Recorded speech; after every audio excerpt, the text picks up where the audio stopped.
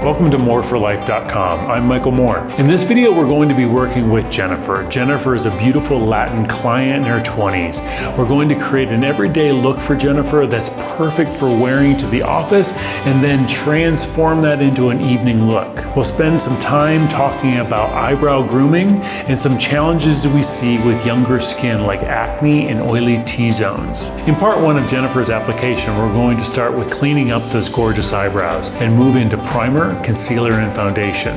So let's get started. Okay, so what we're going to be doing today on Jennifer. Jennifer is a beautiful Latin model, and she tends to have a little bit of an oilier skin type. So we're going to start off with an oil-free moisturizer. You want to always make sure that the moisturizers and the skincare that you prime your face with are always the ones that are totally correct for your skin.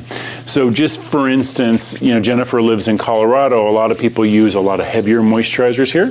For Jennifer, we're just going to use something really lightweight so her makeup will last all day long. And a lot of people who are oilier, they feel like, oh, I don't need the moisturizer, but you do, because usually the oilier the skin is, the more dehydrated the skin is. Now we're gonna let the moisturizer set in there a little bit longer, and what we're gonna do is we're gonna tackle the brows. So Jennifer has this fabulous brow, and you wanna think about a brow will always start here, will always end there. The highest arch is 45 degree. Jennifer has a perfect brow, but what we're going to do is give it a little bit more of a fine-tuned kind of look now. So what we're going to do is lift the brow with just a simple brush. And this is actually just a disposable mascara one. And then we're going to use some cuticle shears and just clip the ones that are coming up way too high. That will take away the clean look for the brow. So automatically, you see how the brow lays down a little bit more. Now we're going to be taking tweezers, and when you're tweezing, I always like to have a very angled tweezer here, and this is actually just a simple Tweezerman tweezer, but they're nice and sharp, so be careful you do not grab your skin with these. And then when you're doing this, I always like to hold the skin a little taut, and then take it with the direction the hair grows. Don't be pulling out this way, don't be pulling this way, pull with the hair. I prefer having eyebrows tweezed ever compared to waxing. I've been in the cosmetic industry for 27 years now, and so many times I see mistakes that an esthetician will do to an eyebrow. I'm not saying estheticians are bad, but I'm saying we do all make mistakes.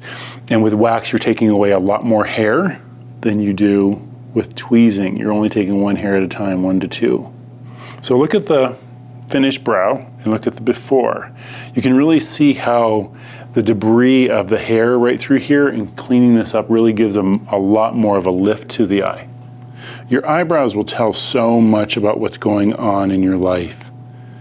And so always constantly watch that. If you've had a brow like Jennifer, a nice big full brow, and all of a sudden you start seeing the brow diminishing, if your brow ever diminishes, it's usually the very first sign of thyroid. If you've never had the brow, then that's not something to worry about. Okay, I'll take a look right in the camera. So we're going to go ahead and we're going to start off with priming. Now when we're looking at Jennifer here, she's very, very golden. So we're going to cut a little bit of that golden by putting a little bit of a purple primer on her face. This is an oil-free primer, so it's not going to add any more moisture to the skin. It's also going to keep her matte as the day goes on. Her skin is really beautiful in the texture of like very fine little pores, and this is going to actually help her in a big way to keep that looking that way.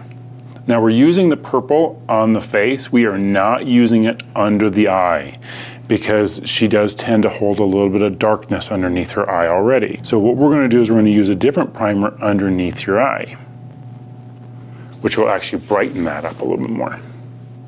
So you can see how this just cut a little bit of the goldenness of the skin already. It will give a much more even look to her foundation. And then we're going to be using a primer that has a little bit of a peach tone to it.